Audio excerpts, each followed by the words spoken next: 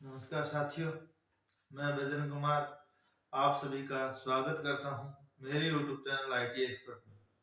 आज हम electrician theory का वो टॉपिक पढ़ेंगे जिसमें बताया गया है वैद्युतिक पदार्थों के प्रकार, अर्थात चालक क्या होते हैं, अचालक क्या होते हैं और अर्धचालक क्या होते हैं। ये टॉपिक वो है भी वैद्युतिक पदार्थों के प्रकार का मतलब है ऐसे कौन कौन से पदार्थ हैं जिनमें विद्युत धारा प्रवाहित कर सकते हैं, या हम जो विद्युतिक परिपथों के अंदर कौन किन किन पदार्थों का उपयोग करते हैं। तो देखते हैं पहला भी वैद्युतिक पदार्थ है। जैसे अपने मान लो कि एक कमरा है या एक मकान है जिसमें हम वैद्युतिक वायरिंग कर रहे हैं, तो उसके लिए हमें पहले तो आवश्यकता होगी एक चालक की। चालक क्या, जिसमें हम विद्युत धारा प्रवाहित कर रहे हैं। उसके बाद में प्रवाहित जरूरत होगी अचालक की। किसकी? अचालक। अचालक कौन सी? वैद्युतिक तारों के ऊपर जो इंसुलेशन काम में लेते हैं, जो वैद्युतिक बोर्ड है, वैद्युतिक बोर्डों के अंदर जो सॉकेट है प्लास्टिक की, उन सॉकेटों के बाद जो इंसुलेशन लगा होता है उनका उपयोग अपने को वैद्युतिक वायरिंग में चालक और अचालक दोनों चीजों का उपयोग होता है। उसी के बाद में तीसरा पदार्थ और बच जाता है, वो होता है अर्धचालक। अब अर्धचालक क्या होते हैं?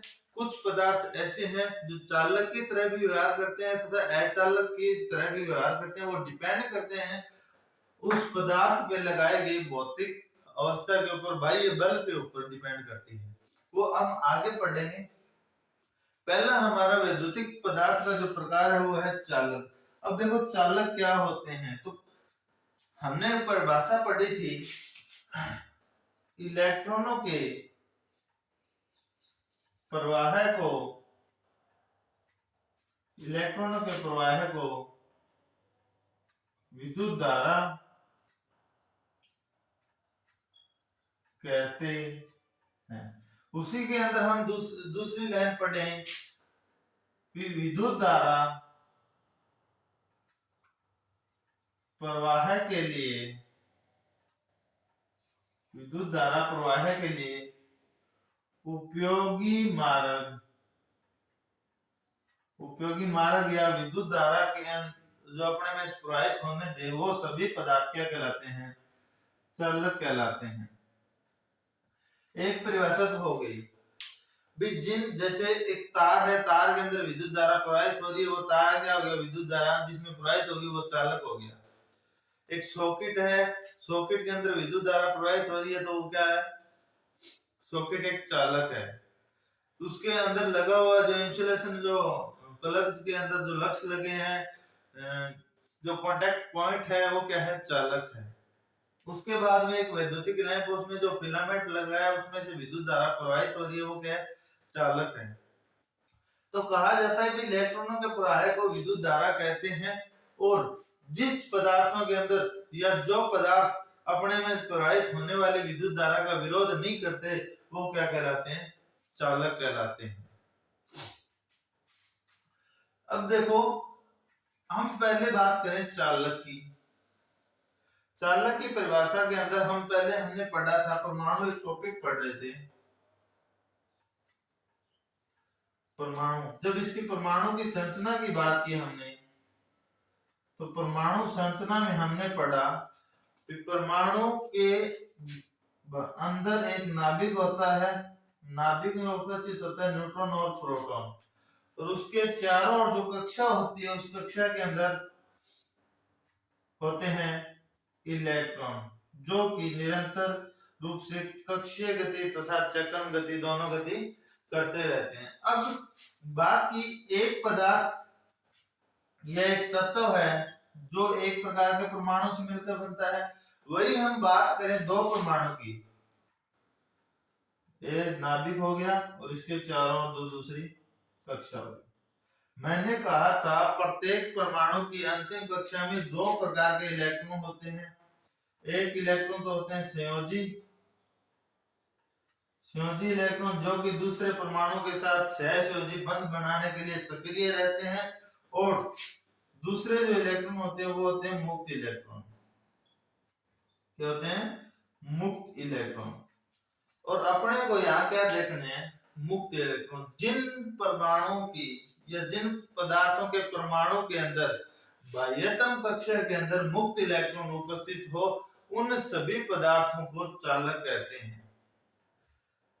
अगर उसमें मुक्त इलेक्ट्रॉनों की संख्या 1 हो, जैसे मैंने साथ ही आपको यह बताया, परमाणु की जो अंतिम कक्षा है, अंतिम कक्षा के अंदर उपस्थित 1 इलेक्ट्रॉन, 2 और 3 इलेक्ट्रॉन हो, तो दूसरे परमाणु को अपने इलेक्ट्रॉन का क्या कर देता है? अपने पास उपस्थित इलेक्ट्रॉनों को दूसरे परमाणु के अंदर त्याग देता है। अब ये त्यागेगा तो एक परमाणु से दूसरे परमाणु के अंदर इलेक्ट्रॉनों का क्या हो रहा है? सिर्फ ये बाह्यतम कक्षा के अंदर बंद बनेंगे। ये क्या करे? इलेक्ट्रॉनों का ट्रांसफर हो रहा है, मतलब इलेक्ट्रॉनों का प्रवाह हो रहा है। यदि इलेक्ट्रॉनों का प्रवाह क्या कहलाता है? विद्युत धारा कहलाती है।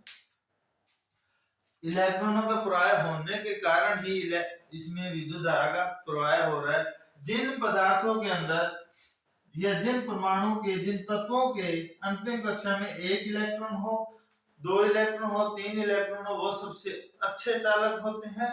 और कहा जाता है जिनमें 5, 6 और 7 इलेक्ट्रॉन हो, वो बुरे चालक कहलाते हैं। देखो, चालक की जब परिभाषा पढ़ेंगे तो उसमें 3 तरीके से परिभाषा डिपेंड करेगी। विद्युत धारा प्रवाह करने वाला मार्ग क्या कहलाता है? चालक कहलाएगा। जो उपयोगी पदार्थ है वो चालक कहलाते हैं। अब बात करें चालकों में मुक्त इलेक्ट्रॉन की बात करें तो जिन परमाणु या जिन पदार्थों के परमाणु की अंतिम कक्षा में 1, 2, 3, 5, 6, 7 इलेक्ट्रॉन हो, वो पदार्थ क्या कहलाते हैं? चालक कहलाते हैं। जिन पदार्थों की अंतिम कक्षा में 1 इलेक्ट्रॉन होगा वो सबसे अच्छा चालक कहलाएगा, और जिन पदार्थों की अंतिम कक्षा में 7 इलेक्ट्रॉन है वो सबसे बुरा चालक कहलाएगा। क्योंकि इसमें मुक्त इलेक्ट्रॉन 1 है जो कि निरंतर गति जल्दी करेगा, और इसमें 7 इलेक्ट्रॉन है। इनमें विद्युत धारा प्रवाहित करने के लिए विद्युत वाहक बल की ज्यादा विद्युत वाहक बल की आवश्यकता होगी। इसलिए सबसे अच्छा चालक क्या कहलाता है? जिसमें 1 इलेक्ट्रॉन हो। अब देखो, वहीं जब बात की जाए 1, 2, 3, 4, 5, 6, देखो पदार्थ है। पहला सोना, दूसरा चांदी, तीसरा तांबा या कॉपर, चौथा एल्यूमिनियम। जब इनकी परमाणु संख्या की बात करें तो सोने की परमाणु संख्या होती है 79। यह एक सोने के अंदर उपस्थित इलेक्ट्रॉनों की संख्या 79। चांदी के अंदर बात की जाए तो इनमें इलेक्ट्रॉनों की संख्या कितनी होती है? 47, या परमाणु संख्या चांदी की 47 है, 47। तांबे की बात करें तो इसमें परमाणु संख्या 29 या 29, और एल्यूमिनियम की बात की जाए तो एल्यूमिनियम के अंदर जो परमाणु संख्या है वो है 14, नहीं 13। कितनी है? 13। वहीं बात करी जाए अब इनका इलेक्ट्रॉनों का वितरण करें विभिन्न कक्षाएं के अंदर, तो नियम क्या होता है? 2 and 2। तो पहली कक्षा के अंदर आएंगे, पहली कक्षा 2, दूसरी कक्षा के अंदर 8, तीसरी में 18, चौथी में 32, 18, 32, 50, 60। उसके बाद में फिर 18 पांचवी कक्षा, और छठी कक्षा के अंदर कितने इलेक्ट्रॉन आ गए? 1। टोटल कितने हो गए? 79। वहीं जब चांदी की बात करें तो पहली कक्षा के अंदर इलेक्ट्रॉन आएंगे 2, दूसरी में आएंगे 8, तीसरी में आएंगे 18। टोटल कितने हो गए 28। अब बचे अपने पास 28 इलेक्ट्रॉन हो गए, बच गए कितने 19 बच गए। तो चौथी कक्षा के अंदर फिर कितने इलेक्ट्रॉन आ गए 18 और पांचवी के अंदर कितने आ गए 1। उसी के बाद में तांबे की बात करें तो पहली कक्षा के अंदर 2 इलेक्ट्रॉन, दूसरी कक्षा के अंदर 8 इलेक्ट्रॉन, तीसरी के अंदर 18 और चौथी के अंदर 1 इलेक्ट्रॉन। टोटल कितने हो गए 29। वही बात करी जाए एल्यूमिनियम की तो पहली कक्षा के अंदर 2, दूसरी के अंदर 8, तीसरी के अंदर 3 इलेक्ट्रॉन। अब देखो, अब कहते हैं कि सोने की अंतिम कक्षा के अंदर 1 इलेक्ट्रॉन है, चांदी की अंतिम कक्षा के अंदर 1 इलेक्ट्रॉन है, तांबे की अंतिम कक्षा के अंदर भी 1 इलेक्ट्रॉन है। तो इन तीनों में सबसे अच्छा चालक कौन सा होगा? भी चालकों की बात करें तो सोना, चांदी, तांबा, एल्यूमिनियम, जिंक, प्लेटिनम, निकल, नाइट्रोम, पारा, यूरेका, मैग्नीज, ये सभी धातु के आती है चालक में आती है। तो हम देखें भी सोने के अंतिम कक्षा के अंदर 1 इलेक्ट्रॉन है, चांदी की अंतिम कक्षा के अंदर 1 इलेक्ट्रॉन है तथा तांबे की अंतिम कक्षा के अंदर 1 इलेक्ट्रॉन है। तो यहाँ पे जो चालक की बात की जाए तो सबसे अच्छा चालक कौन सा है वो डिपेंड करेगा चालक की प्रतिरोधकता के आधार पे। कहा जाता है कि सबसे अच्छा चालक वही होगा जिसकी चालकता सबसे ज्यादा तथा प्रतिरोध, और जिस पदार्थ की चालकता सबसे ज्यादा होगी उसका प्रतिरोध उतना ही क्या होता है कम होता है। तो सबसे अच्छा चालक प्रतिरोधकता के आधार पे क्या समझते हैं, इसकी चांदी की जो प्रतिरोधकता की बात करें तो 1.59 इंटू 10 की पावर -8 ओम मीटर।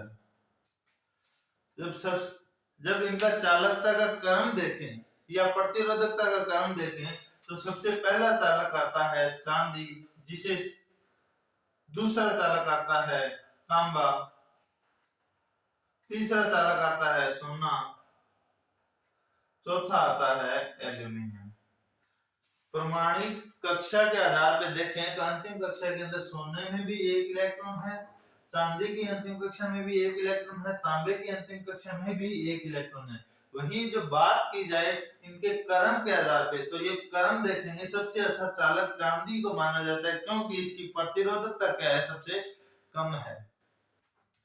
एक दो बार ये क्वेश्चन आया हुआ है, चालकता के घटते क्रम या चालकता के बढ़ते क्रम के आधार पे उत्तर बताओ। तो पहला क्रम आएगा चांदी, उसके बाद तांबा, तीसरा सोना, चौथा एल्यूमिनियम। क्योंकि चांदी की जो प्रतिरोधकता है 1.59 इंटू 10 की पावर 8 ओम सेंटीमीटर ओम मीटर, और वहीं तांबे की बात करें तो इसकी चालकता होती है 1.68 गुणा में 10 की पावर -8 ओम मीटर। वहीं बात की जाए सोने की तो सोने की चालकता होती है 2.42 इंटू 10 की पावर -8 ओम मीटर, और वहीं एल्यूमिनियम की बात की जाए तो 2.82 इंटू 10 की पावर -8 ओम मीटर इसकी चालकता है। देखो ये तो हो गया चालक भी जिनकी अंतिम कक्षा के अंदर उपस्थित सभी इलेक्ट्रॉन मुक्त इलेक्ट्रॉन हो तो वह चालक कहलाएगा। अगर मुक्त इलेक्ट्रॉनों की संख्या ज्यादा हो तो वह बुरा चालक, और इलेक्ट्रॉनों की संख्या कम हो तो वह चालक कहलाएगा। अब ज्यादातर कई किताबों में मिलेगा जिन चालकों की अंतिम कक्षा के अंदर 1, 2, 3 इलेक्ट्रॉन वो चालक कहलाते हैं। मैं आपको यहाँ दोबारा बता दूं 1, 2, 3, 5, 6, 7, 4 नहीं आएगा, यहाँ पे 8 नहीं आएगा। एक परमाणु की अंतिम कक्षा में अगर 1, 2, 3 इलेक्ट्रॉन हो तो वो सबसे अच्छा चालक, अगर 5, 6, 7 इलेक्ट्रॉन हो तो वह बुरा चालक कहलाएगा। वहीं चालक की दूसरी परिभाषा पढ़े, दूसरी परिभाषा के आधार पे देखें ऊर्जा स्तर के आधार पे चालकों में ऊर्जा स्तर देखें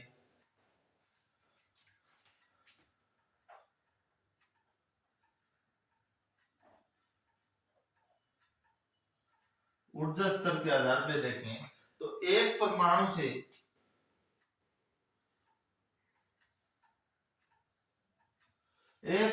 से दूसरे परमाणु में जब इलेक्ट्रॉनों का ट्रांसफर होता है, तो उन दोनों के बीच में जो भी ऊर्जा स्तर बढ़ेगा, जो भी ऊर्जा का स्तर बनता है, वो ऊर्जा स्तर को कहते हैं वर्जित ऊर्जा अंतराल। क्या कहते हैं? वर्जित ऊर्जा अंतराल। देखो, चालक वही होंगे जिनमें एक परमाणु से दूसरे परमाणु में इलेक्ट्रॉन ट्रांसफर होंगे। एक के पास कमी है, दूसरे के पास अधिकता है, जिसके पास कमी है वो दूसरे से ग्रहण कर लेता है। तो जब दोनों में यह क्रिया होती है तो उन दोनों के बीच में जो भी ऊर्जा बनती है वो ऊर्जा को कहते हैं वर्जित ऊर्जा अंतराल। अब देखो, चालक क्या होते हैं, जब ऊर्जा स्तर के आधार पे देखें तो इनमें दो प्रकार के बैंड बनते हैं। एक तो बनता है चालन बैंड और दूसरा बनता है संयोजन बैंड। ये कहा जाता है कि जब ये डायग्राम बनाया गया तो दोनों में परमाणु के आधार पर देखें भी एक के पास इलेक्ट्रॉन है, वो दूसरे के अंदर जो संयोजन बनाने के लिए तैयार है उसके पास संयोजन बैंड हो गया, और जो चालक जिसमें इलेक्ट्रॉन चलकर गति करेंगे वो हो गया चालक बैंड। इन दोनों के बीच में जैसे ये क्रिया होती है तो वर्जित ऊर्जा अंतराल, जो ऊर्जा अंतराल है चालकों में, वो क्या होता है, बहुत कम होता है, मतलब नगण्य होता है। इन दोनों के बीच में जो गैप है उस गैप को कहते हैं वर्जित ऊर्जा अंतराल। वर्जित ऊर्जा अंतराल। अब इन दोनों के बीच में जो ऊर्जा अंतराल है वो होता है बहुत ही कम। बहुत ही कम होने के कारण चालक बैंड में उपस्थित इलेक्ट्रॉन संयोजक बैंड में आसानी से प्रवाहित हो जाते हैं। चालकों के अंदर चालन बैंड तथा संयोजन बैंड के अंदर उपस्थित वर्जित ऊर्जा अंतराल का मान बहुत कम होता है, जिस कारण चालक बैंड से इलेक्ट्रॉन निकलकर संयोजक बैंड में आ जाते हैं और अपने इसी क्रम के क्रिया के दौरान इसमें विद्युत धारा प्रवाहित हो जाती है। मैंने कहा था ऊर्जा का मात्रक की बात करें तो ऊर्जा का मात्रक हमने पढ़ा था जूल, और विद्युतीय ऊर्जा के अंदर हम पढ़े थे इसका दूसरा मात्रक भी है इलेक्ट्रोवोल्ट। तो चालकों के अंदर जो वर्जित ऊर्जा अंतराल, जो बीच चालन बैंड या संयोजन बैंड के अंदर जो वर्जित ऊर्जा अंतराल है वो होता है शून्य, लगभग शून्य के बराबर, भी इनके अंदर कोई गैप नहीं रहता, जिसके कारण इनके विद्युत धारा प्रवाहित हो जाती है और यही क्या होता है, चालक कहलाते हैं। दोबारा देख लो, जिन पदार्थों में विद्युत धारा प्रवाहित हो रही है वह चालक कहलाते हैं। परमाणु कक्षाएं के आधार पर पढ़ें तो जिन पदार्थों के अंदर परमाणु के अंदर अंतिम कक्षा में उपस्थित इलेक्ट्रॉनों की संख्या 1 2 3 हो वह चालक कहलाते हैं, 5 6 7 हो वह बुरे चालक कहलाते हैं। प्रतिरोधकता के आधार पर क्रम देखें तो सबसे कम प्रतिरोधकता होती है चांदी की, उसके बाद तांबे की, फिर सोने की और फिर एल्यूमिनियम की। ठीक है, उसी के बाद यहाँ जब इलेक्ट्रॉनों की, उसके बाद चालक में जब ऊर्जा स्तर की बात करें तो एक परमाणु के अंदर जो ऊर्जा स्तर होता है वो एक परमाणु से इलेक्ट्रॉन निकल दूसरे परमाणु में जाते हैं तो एक को कहते हैं चालक बैंड तथा दूसरे को कहते हैं संयोजक बैंड। जैसे इनमें यह क्रिया हो रही है तो इनके बीच में उपस्थित वर्जित ऊर्जा अंतराल का मान नगण्य होता है, शून्य होता है, जिस कारण चालक बैंड से इलेक्ट्रॉन निकलकर संयोजक बैंड में उपस्थित हो जाते हैं और इसी के कारण इनमें इलेक्ट्रॉन वोल्ट या वर्जित ऊर्जा अंतराल का मान लगभग 0 होता है। आगे बात समझे, तो ये क्या है, चालक की प्रक्रिया।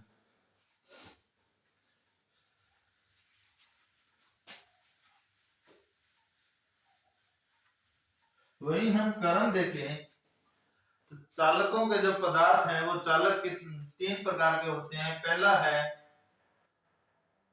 ठोस चालक, दूसरा है द्रव चालक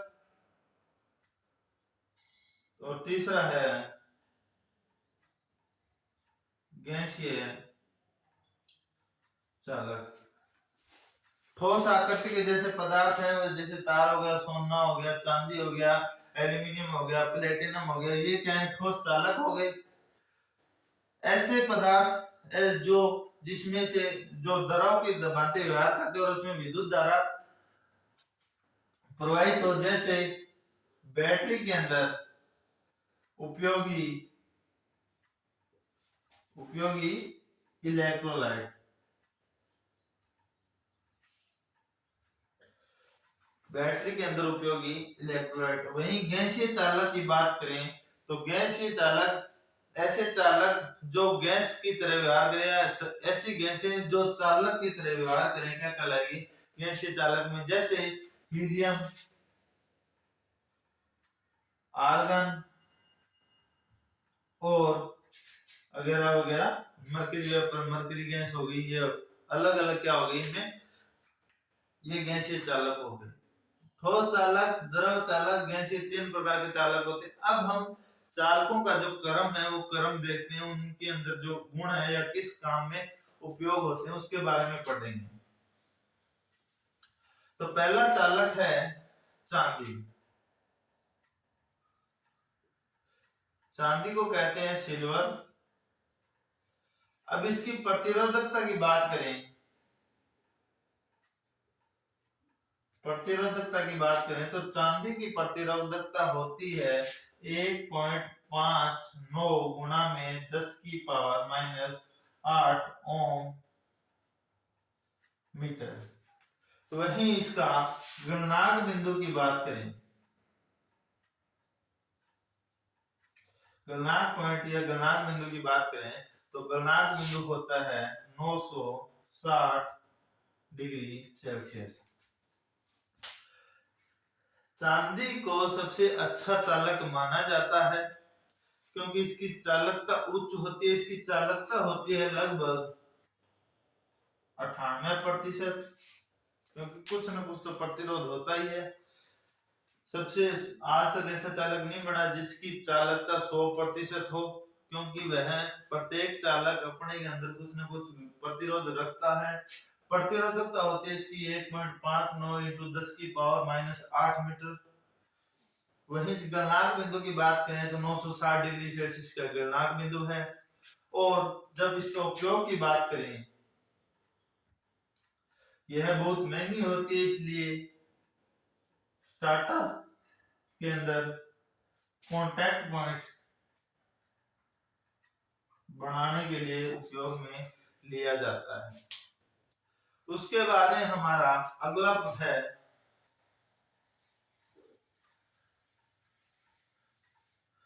तांबा, कहते हैं कॉपर। कॉपर की जब प्रतिरोधकता की बात करें तो प्रतिरोधकता होती है इसकी 1.68 × 10⁻⁸ ओम मीटर या 1.68 माइक्रो ओम सेंटीमीटर। क्योंकि माइक्रो बराबर होता है 10⁻⁶ और मीटर को यहाँ बदल लिया सेंटीमीटर में, तो 1.6 × 10⁻⁶ सेंटीमीटर होगी। वहीं इसकी गलनांक बिंदु की बात करें तो 1086 डिग्री सेल्सियस का गलनांक बिंदु है। उपयोग की बात करें तो वैद्युतिक वायरिंग के अंदर जो तार है उनके अंदर उपयोग करते हैं तांबे का, क्योंकि यह बहुत इसकी चालकता, चांदी का उपयोग इसलिए नहीं करते क्योंकि चांदी महंगी होती है, इसका बहुत ही कम जगह पे उपयोग होता है। और तांबे का उपयोग इसलिए करते हैं क्योंकि इसकी चालकता चांदी के बाद ऐसा दूसरा चालक है जिसकी चालकता सर्वश्रेष्ठ है, लगभग 80% 80 से 90% की चालकता होती है। इसका उपयोग वैद्युतिक वायरिंग में जो चालक है, चालक करता है तार जो कॉपर के उपयोग होते हैं। उसी के बाद में इसका दूसरा उपयोग मान लो ट्रांसफार्मर में वाइंडिंग के रूप में, पहले ट्रांसफार्मर जो बनते थे उसमें वाइंडिंग जो होती थी वो तांबे की होती थी। दूसरी बात, वैद्युतिक जो मोटर है, जनरेटर है, उनकी वायरिंग करने के लिए तांबे का उपयोग किया जाता है। इसके बाद तीसरा अपने पास पदार्थ है सोना।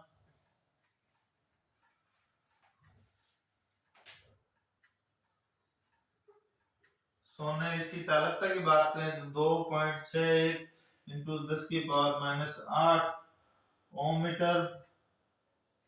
इसके गलनांक की बात करें तो 1063 डिग्री सेल्सियस का गलनांक है। उपयोग इसका यह बहुत ही मूल्यवान या अधिक महंगी होने के कारण इसका उपयोग नगण्य है, मतलब आजकल इसका उपयोग होता ही नहीं है किसी भी, क्योंकि इसका महंगी इतनी है कि इसकी 10 ग्राम, अब वो तो आपको पता ही है सोना कितना महंगा है, तो इसका उपयोग नहीं होता। वहीं इसकी बात करें एल्यूमिनियम की, तो चौथा है अपने पास एल्यूमिनियम, जिसकी चालकता होती है 2.8 2 गुणा में 10⁸ मीटर।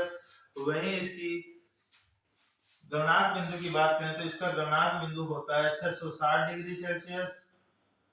यह तांबे की अपेक्षा हल्की होती है। इसकी जो चालकता की बात करें तो इसकी चालकता होती है 60%। इसकी चालकता कितनी होती है? 60%। इसका उपयोग हल्की होने के कारण वैद्युतिक मोटर में इसका उपयोग किया जाता है। एल्यूमिनियम के तारों का भी उपयोग, ओवरहेड लाइनों में जो तार उपयोग होते हैं वो एल्यूमिनियम के करते हैं। इसका रंग होता है श्वेत या सफेद। उसके बाद में हमारा अगला है चालक टंगस्टन।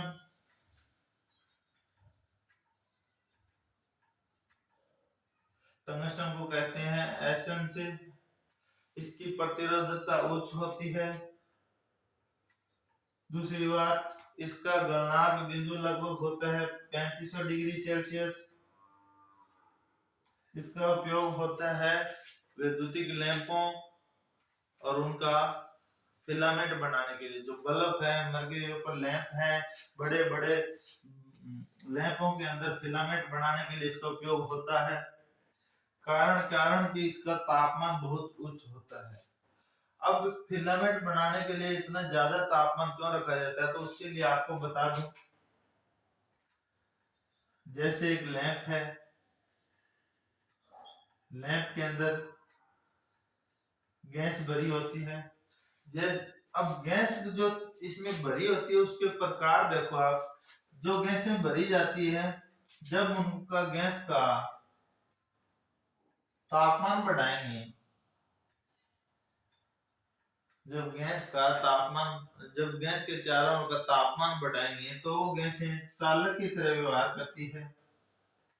जितना ज्यादा तापमान रखेंगे वह उतनी ही चालक होगी, और जितना ज्यादा तापमान कम होगा वह अचालक की तरह व्यवहार करेगी। तो जैसे ही बल्ब जलाते हैं तो इसके अंदर लगा जो फिलामेंट है वो हीट उत्पन्न करता है। हीट उत्पन्न करने के बाद जिसमें जो गैसें भरी होती है वह आयनों में विभक्त हो जाती है और वह रोशनी अपने को प्रदान करती है, या आयन गैसों का आयनीकरण के द्वारा हमें इसका जो अपने पास जो प्रकाश है वो प्रकाश उत्पन्न होता है। वहीं हमारा अगला जो है टॉपिक, अगले टॉपिक में है निकल। निकल सेल की बात करें,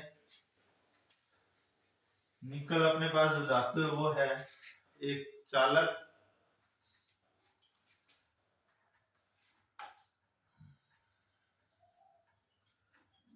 हमने एक नाम सुना होगा, nickel iron cell. Nickel iron cell nickel का उपयोग है सेलों, निकल आयरन सेलों के अंदर जो बैटरी के अंदर जो प्लेटें होती है वो प्लेटें निकल की बनी होती है। सिर्फ इसका इतना ही काम है। उपयोग इसका बहुत ज्यादा नहीं है, कम ही है। निकल आयन सेल में इसके प्लेटों बनाने के लिए निकल का उपयोग किया जाता है। उसके बाद हमारा अगला है लोहा।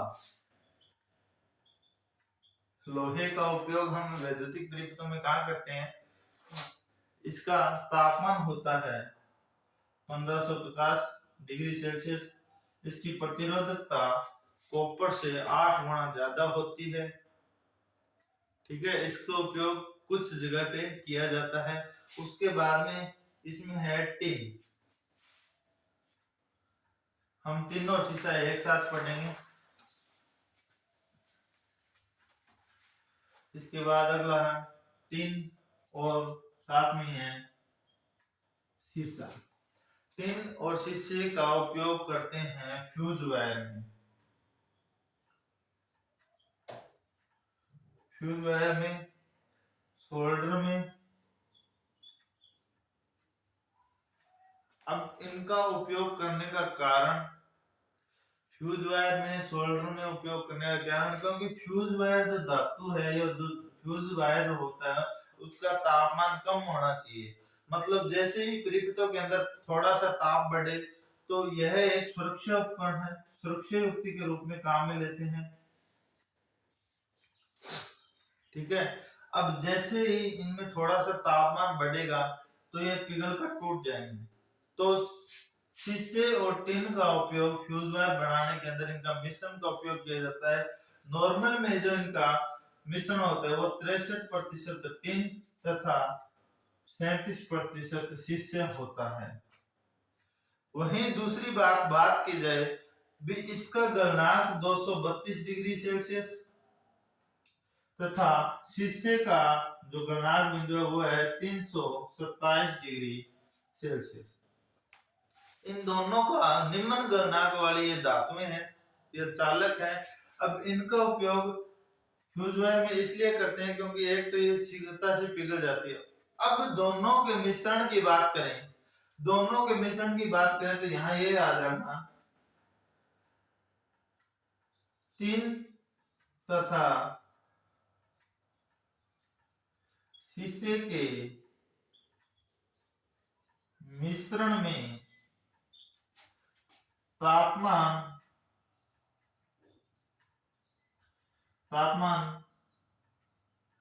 घटाने के लिए, तापमान घटाने के लिए मिश्रण में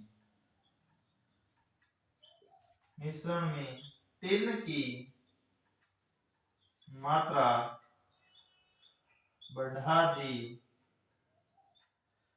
जाती है। तो कहा जाता है फ्यूज वायर शीशे तथा टिन का मिलकर बना होता है। 63% टिन, 37% शीशा। अब दोनों के मिश्रण में टिन की मात्रा जितनी ज्यादा होगी तापमान उतना ही क्या होगा, गलनांक बिंदु उतना ही कम होगा। तो कहा जाता है कि टिन तथा शीशे के मिश्रण में गलनांक बिंदु बढ़ाने के लिए या गलनांक बिंदु घटाने के लिए टिन की मात्रा बढ़ा दी जाती है। जितनी ज्यादा टिन की मात्रा होगी गलनांक बिंदु उतना ही क्या होगा, कम होगा। दूसरी बात, इनका उपयोग करते हैं शीशा संचायक सेल के अंदर, लेड एसिड बैटरी के अंदर ये इसका उपयोग किया जाता है। अब इसके साथ में ये क्या है, जंगरोधी धातु है, दोनों जंगरोधी धातु है। तो चालकों के ऊपर टिन आलेपित तांबे के तार कहा जाता है ना, टिन आलेपित तांबे के तार शीशे। अब यह जंगरोधी होने के कारण चालक के ऊपर इसकी एक आवरण रोधी, मतलब उस चालक के ऊपर जंग न लगे इसलिए इनकी परत चढ़ा दी जाती है। तो यह जंगरोधी के रूप में भी उपयोग होता है। अगला है मैग्नीन।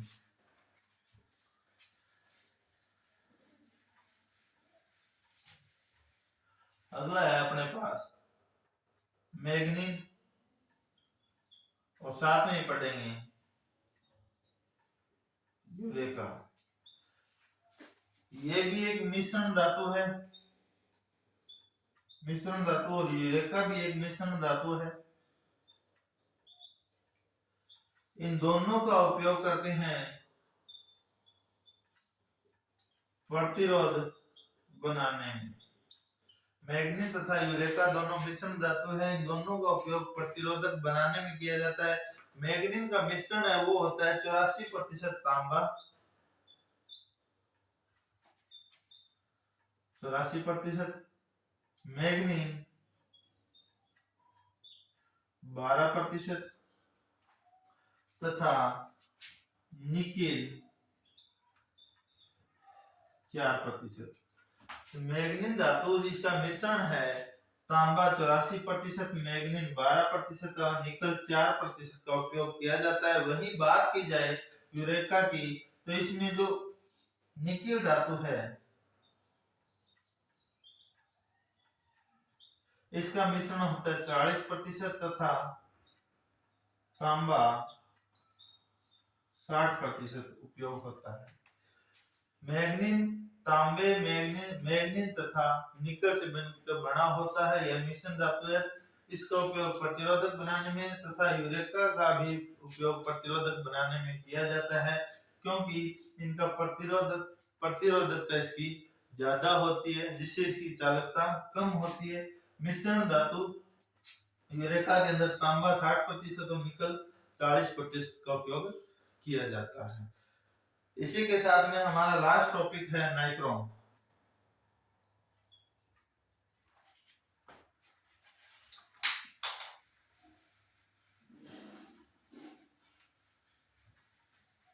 लास्ट अलग हमारा नाइक्रोम। नाइक्रोम में यह भी एक मिश्रण धातु है, यह भी एक मिश्रण धातु है। इसका उपयोग हीटिंग एलिमेंट बनाने के लिए किया जाता है। इसका उपयोग हीटिंग एलिमेंट बनाने के लिए किया जाता है। अब निकल मिश्रण होता है किन किन का, ये देखें। निकल में नाइक्रोम निकिल प्लस क्रोमियम धातु से मिलकर बना होता है, जिसमें निकेल की मात्रा होती है 80% तथा क्रोमियम की मात्रा होती है 20%। निकेल एक मिश्रण धातु है, इसका उपयोग हीटिंग एलिमेंट बनाने में किया जाता है। जैसे टोस्टर के अंदर हीटिंग एलिमेंट, हीटर के अंदर हीटिंग एलिमेंट, जो हीटर के अंदर जो तार होता है वो नाइक्रोम का मिलकर बना होता है। विद्युत केतली के अंदर हीटिंग एलिमेंट नाइक्रोम के उपयोग होते हैं। इसका प्रतिरोध हाई होता है। उसके बाद में इसकी चालकता कम होती है। इसमें निकेल की मात्रा निकेल की मात्रा 80% है, क्रोमियम की मात्रा 20% होती है। अपने थे चालक, जो मुख्य चालक थे, हमने उसके बारे में पढ़ा है। आज के लिए धन्यवाद।